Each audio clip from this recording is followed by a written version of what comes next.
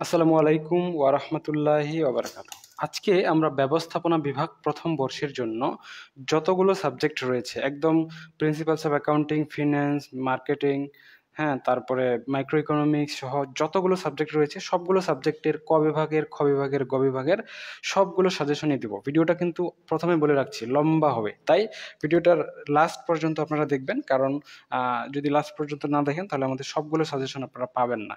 তো যেহেতু সবগুলো একটা ভিডিওতেই দেওয়া হবে তাই অবশ্যই ধৈর্য সহকারে ভিডিওটা দেখেন। ফার্স্ট অফ অল যারা সাজেশনটা মিস করতে চান না তাদের জন্য আমি বলছি, আমাদের একটা গ্রুপ রয়েছে। গ্রুপের নাম হচ্ছে PDF suggestion BBA and MBA.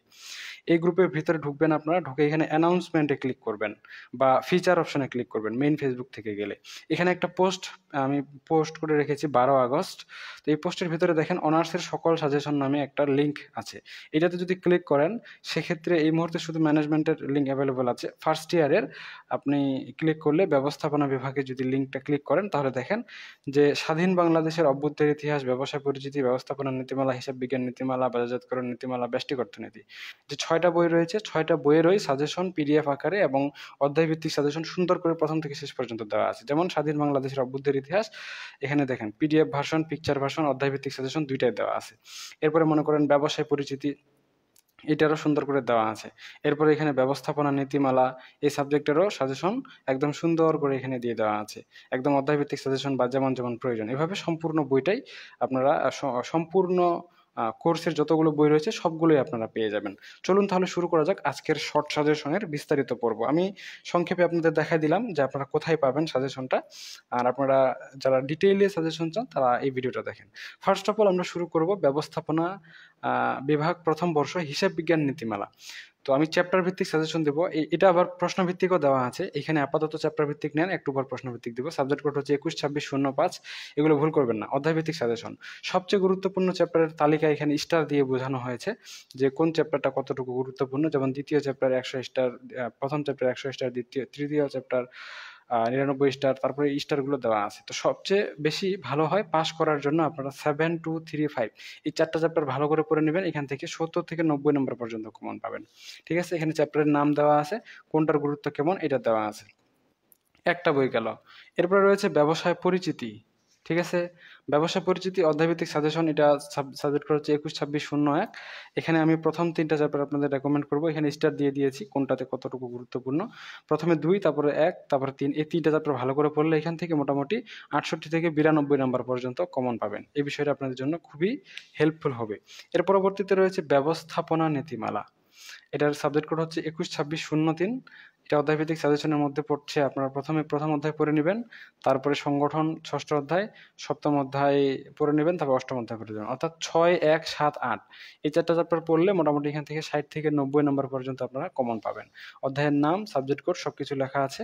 শুধুমাত্র নির্দিষ্ট ডিপার্টমেন্ট এই ইয়াগুলো ফলো করবেন। ঠিক আছে? আচ্ছা। এর পরবর্তীতে রয়েছে বাজারজাতকরণ নীতিমালা ২১-২৬-০৭।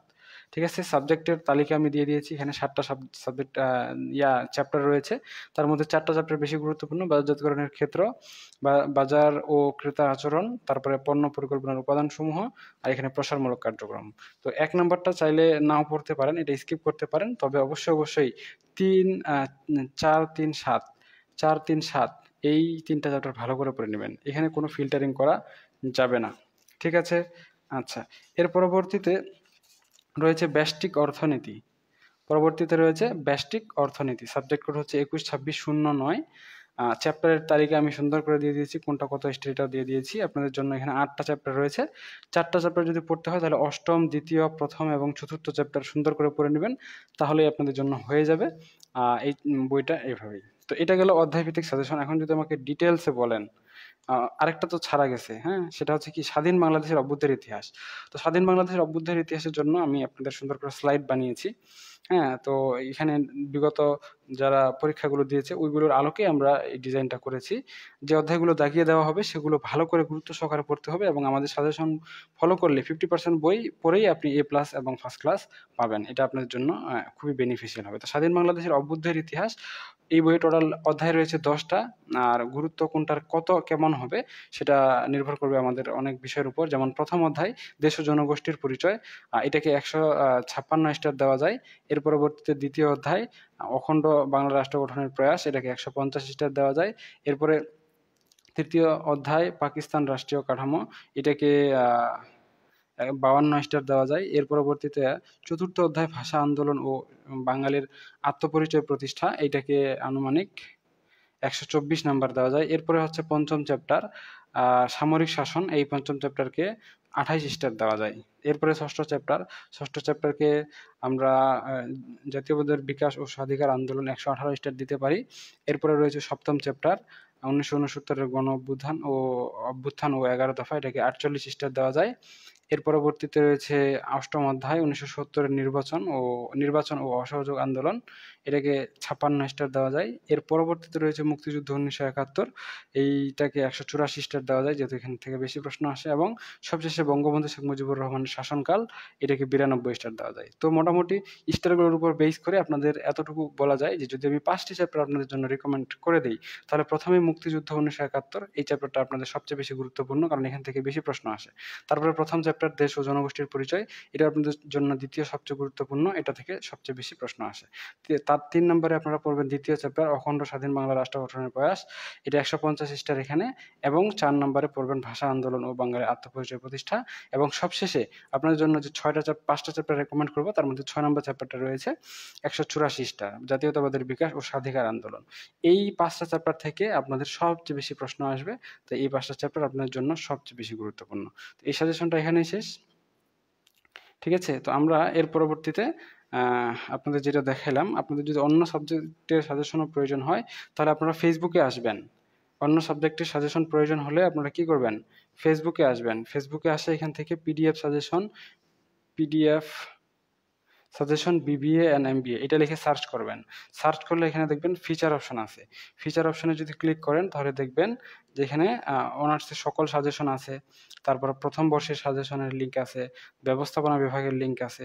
এরপরে দেখবেন যে সবগুলো সাবজেক্টের তালিকা সুন্দর করে দেওয়া হয়ে গেছে। তো এখানে তালিকা থেকে আপনারা নিতে পারেন। যেমন হিসাব বিজ্ঞান নীতিমালা, এটার জন্য যদি আপনাদের পিডিএফ সাজেশন ক বিভাগের দেওয়া আছে, অধ্যায়ভিত্তিক সাজেশন দেওয়া আছে, অধ্যায়ভিত্তিক পিডিএফ দেওয়া আছে, আবার পিকচার ভাষণ আছে, যেমন দ্বিতীয় থেকে সপ্তম চ্যাপ্টার পর্যন্ত পিডিএফ এখানে আছে।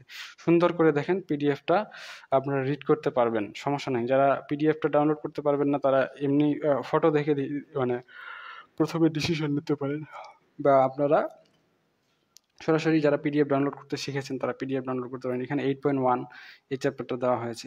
তো এই বিষয়টা আপনাদের জন্য খুবই হেল্পফুল হবে আশা করা যায়।